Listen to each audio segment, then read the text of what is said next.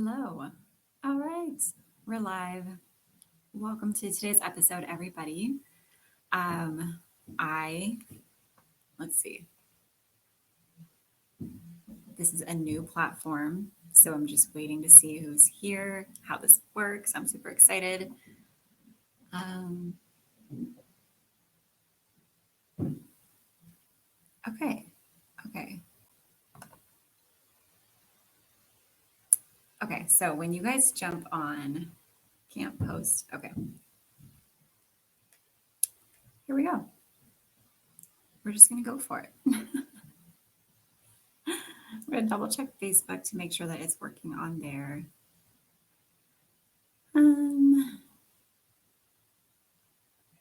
We are. Okay.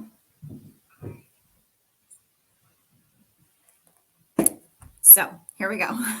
I think I'm doing this right. Let's get into today's episode. It looks like it's up and running on my end. But if you guys are watching and you put in a comment, say hey, because I love to hear from you and have back and forth feedback as we record. I would love that.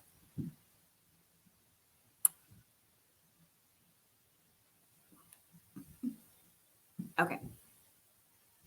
So I have people helping me now with the podcast. So for Thomas, I'm about to start the episode. Let me know, Thomas, if you're like, you don't need to tell me that. I know when you're starting. It's fine. Okay.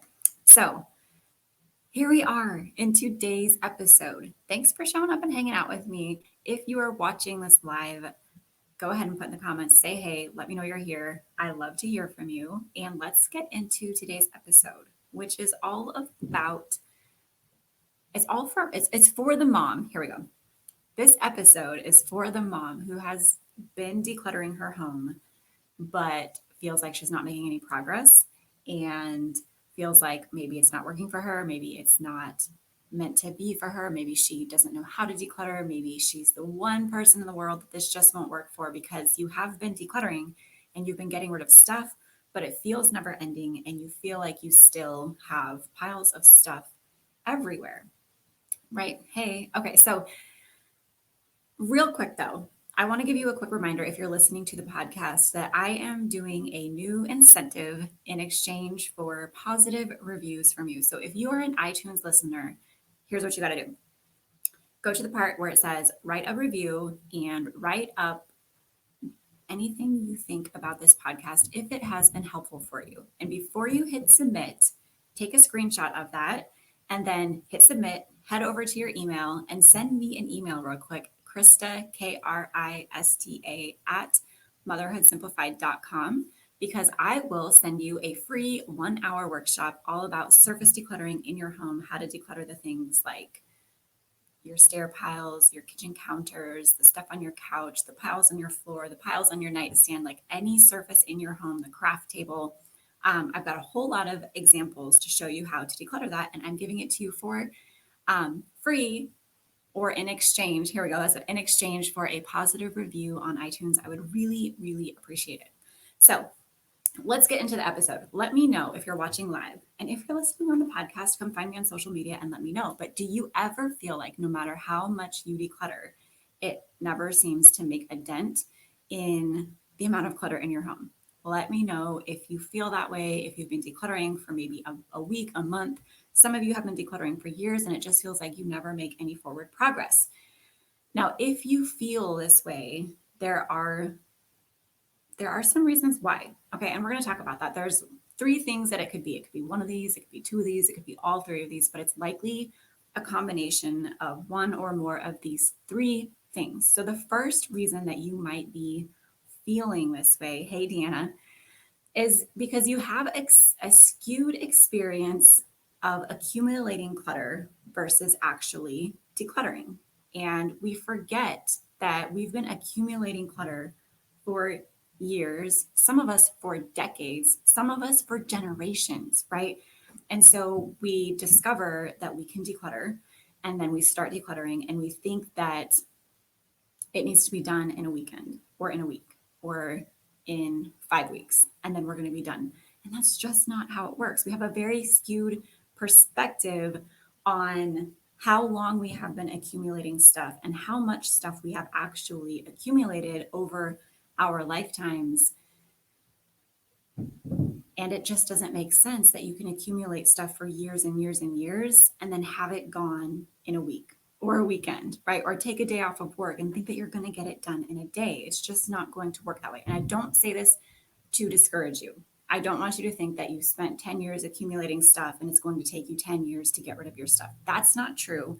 That's not how it works. But we do just kind of have this instant gratification mentality or this microwavable mentality about we can declutter like for a week and then be done, right? And that's just not how it works. Now, if you're like me, if you talked to Krista from 2012, I did not know that decluttering was a thing that people actually did on purpose. I didn't know it was an intentional practice that especially moms benefit from, or that it was a very integral piece of just managing a home in general, whether you have kids or not.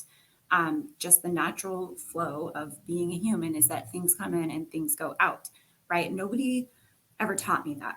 I did not know that. I did not know that I should be regularly letting go of stuff from my home.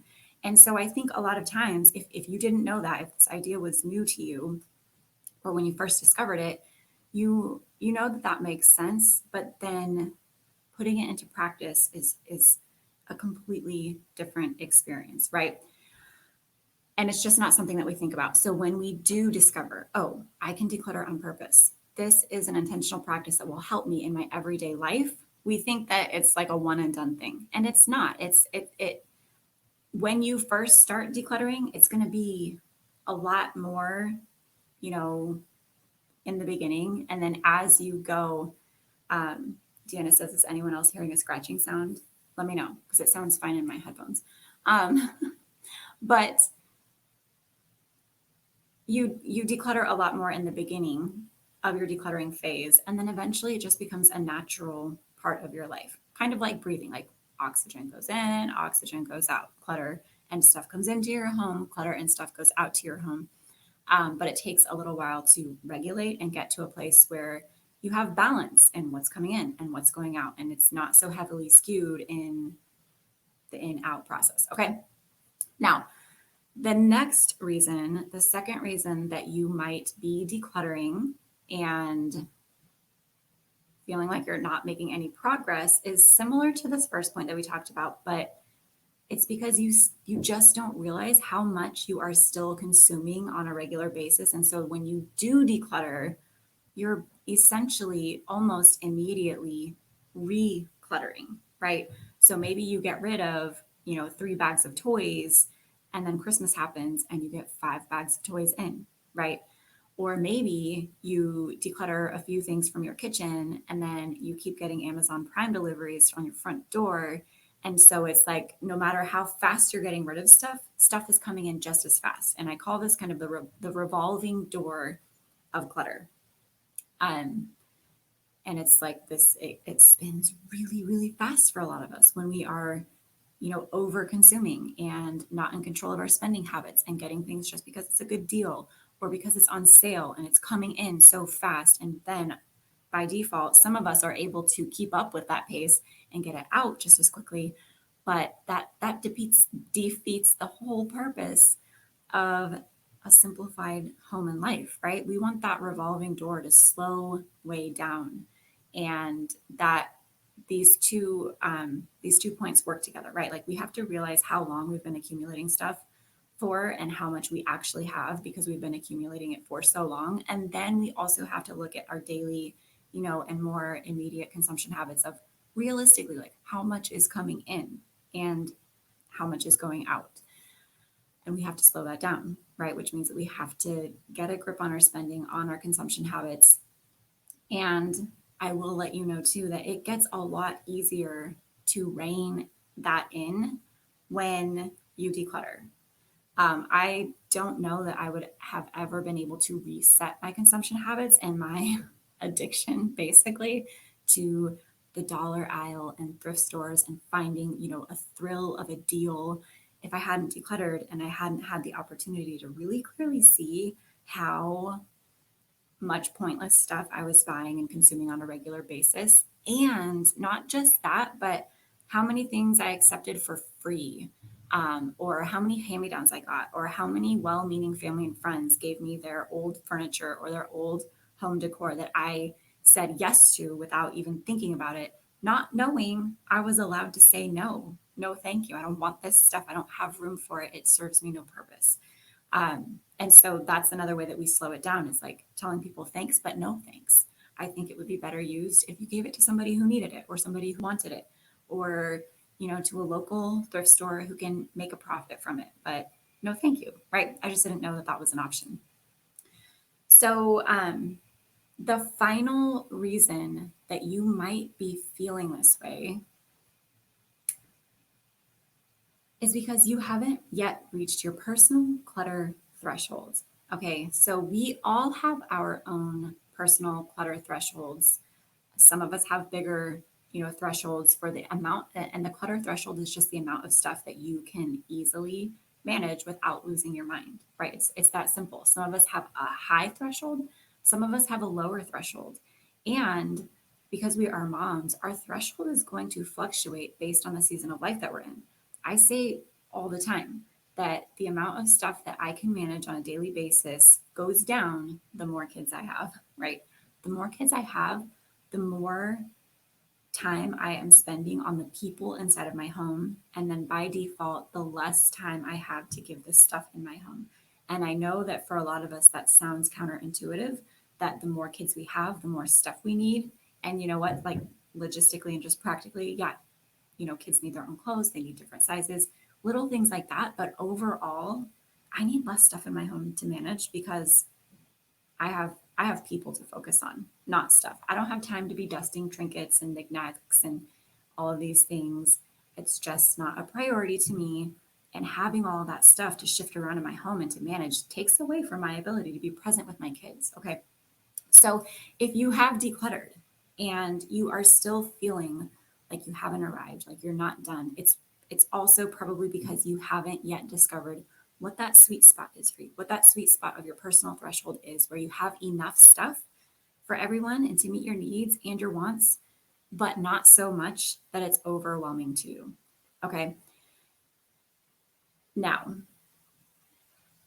if you have decluttered and you feel like you've reached your threshold, right? And you have not recluttered, you've gotten rid of stuff, you haven't added in more stuff to replace the stuff that you let go, you might be in a phase where you just need to put the finishing touches on your decluttering and organize. And I don't talk about organizing very often because I think it's the final step. It is the final step of decluttering. But Pinterest and society and all these things around us convince us that organization is the thing that we need, right? It's the thing that we need to do first. We just need to get organized. We just need to get bins and boxes and labels and put everything in its spot. But you cannot do that until you have first reached your personal clutter threshold. And a simple way to figure out if you've reached your personal clutter threshold is, sorry, I'm getting distractions. The way to figure out if you have reached your personal clutter threshold is if everything in your home fits comfortably, right? You have space for everything and you know where it goes and you're not overwhelmed by it. So essentially, what that means is, does everything fit in your kitchen cabinets that you have? Or do you have things overflowing into your garage or into your living room? Or have you bought another shelf to put more stuff on and it doesn't fit comfortably, right? This is just an example. So don't take it personally. And if you are a master chef or baker and that works for you, great. Because that's also the point, right? If you don't actually have enough space in your kitchen for the things that you want and need, add more storage space. But a lot of times our default solution is to get these additional storage spaces and false illusions of giving ourselves more space to put the clutter that we don't actually need, that is actually overwhelming us. Okay. So if everything fits comfortably in your space, you know where it goes, it's easy to find, it's easy to put away, you are not overwhelmed by it, you have arrived. And it might just mean that you need to put a little bit more intention behind it and figure out where exactly this stuff is going to go. So I want to give you an example of this so that you can know if you've arrived at this point, okay? And I'm going to give a toy example because everyone who is a mom likes to talk about toys and how to figure out how to make them work better for you, right? So recently, I decluttered a lot of toys because I have 2 toddlers and 3 big kids, and my toddlers can't play upstairs in their bedrooms alone. So we have toys down in our living room area. Just one shelf of toys for the toddlers. And what was I saying? We have one shelf of toys for the toddlers down in the living room. And then I kept their toy rotation, air quote, toy rotation up in their closet. And what would happen is we would bring toys down to the shelf. I would keep only what fits on the shelf. Magna-Tiles are always there, calico critters, and then, some random things like a drawing tablet or whatever it is for them. And then the rest would be up in their closet. And what would happen is my big kids would take stuff out from the toy rotation because it's fun for them, and they would bring it downstairs. And then we would, by default, end up at the end of night just shoving more stuff onto these shelves that didn't fit. It was driving me crazy. And then in the morning, the toddlers would pull out, 2 or 3 times as much stuff that actually fit onto the shelf. And it was just everywhere. And then we couldn't put it away because it didn't fit. And then I would have to take stuff upstairs, and it was just a nightmare. And they weren't actually playing with the stuff. It was just like in the way of the things that they wanted to play with.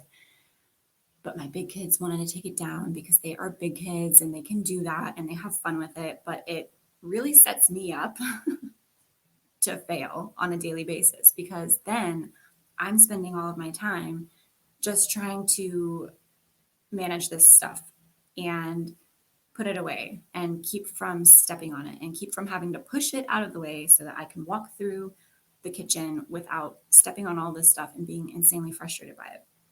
And this is an example of having too much stuff to manage, right? The more kids I have 5 kids, the more kids I have, the less stuff I can manage because they go behind me and they get into the stuff and then they throw it all around the house. And then I'm the one responsible, and my husband, and my kids to a degree. But, I own that I'm the one that has to manage it and then delegate and redirect them in putting the stuff away. And it's just not the way that I want to spend my days. I do not want to spend my days micromanaging people and stuff, right? So I decided, thanks to Janelle, an integral piece of the Motherhood Simplified team, I decided that I was going to declutter our toy rotation stuff because it wasn't serving us. It fit into the closet in their bedroom just fine. And it could have stayed there, but it didn't fit into the daily space that we were using. And it just didn't fit into our life. It did not fit into our life. So I got rid of like most of the stuff in the toy rotation because most of the stuff in the toy rotation was stuff that was only exciting to them for a minute or two and or maybe a day, right? And then they forgot about it and they didn't care. So it was fine to get rid of it, but it didn't fit in the space that we had.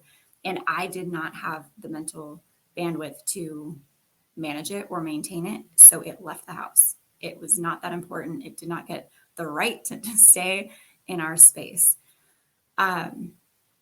So I wanted to share that just as a specific example of figuring out like what your threshold is and how to work with it and how to make it work for you and what it looks like to not be at your threshold and to also be in your threshold.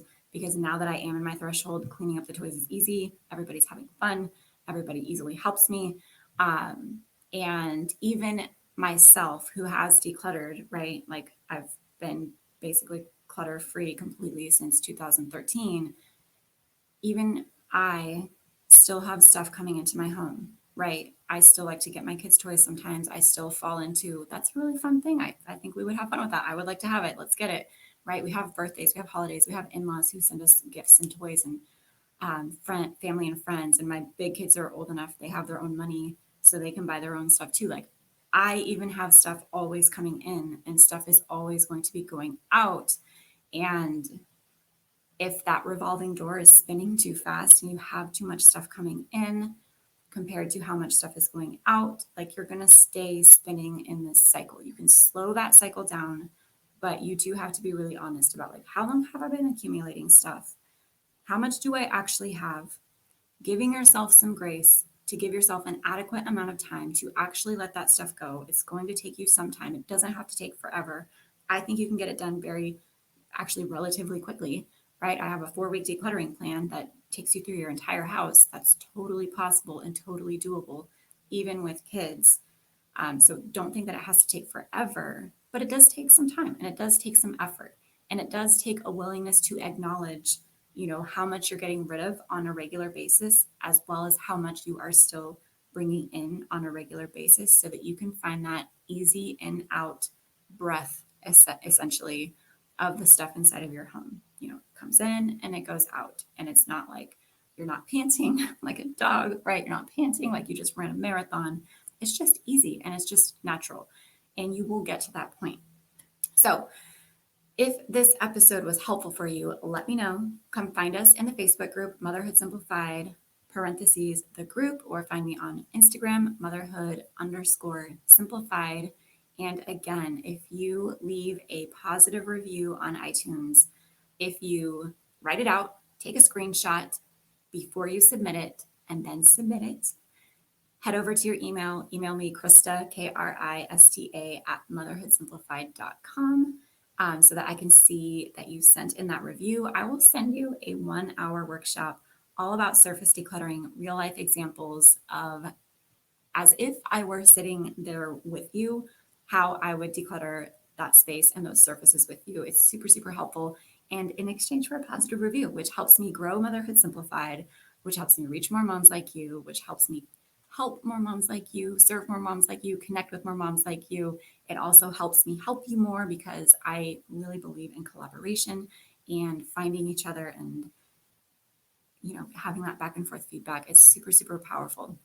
So I would so appreciate it if you did that. And one final note, next Monday, I am holding a bonus toy decluttering workshop. We're going to dive deep into all things toys. It is included when you enroll in Clear Your Clutter Live. I will put the link for this in the description in the show notes so that you can enroll in that. But you will get the full Clear Your Clutter Live course, which is a mini course designed to help you declutter your home. And you will get access to a workshop that I did all about the psychology of kids and toys and their stuff and how to support them in decluttering their toys based on how they relate to their toys and their specific personalities. I give you very specific strategies to support them. And then you get the live workshop happening on March 29th, where we're going to be talking about like what qualifies as a good toy. We're diving into everything toys. What kinds of toys should you keep? How many should you keep? How do you keep track of them?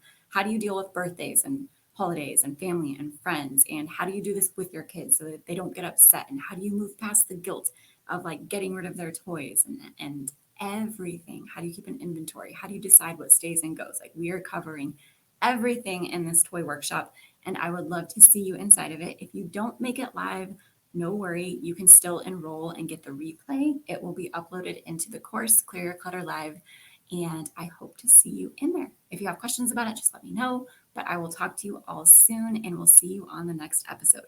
Bye.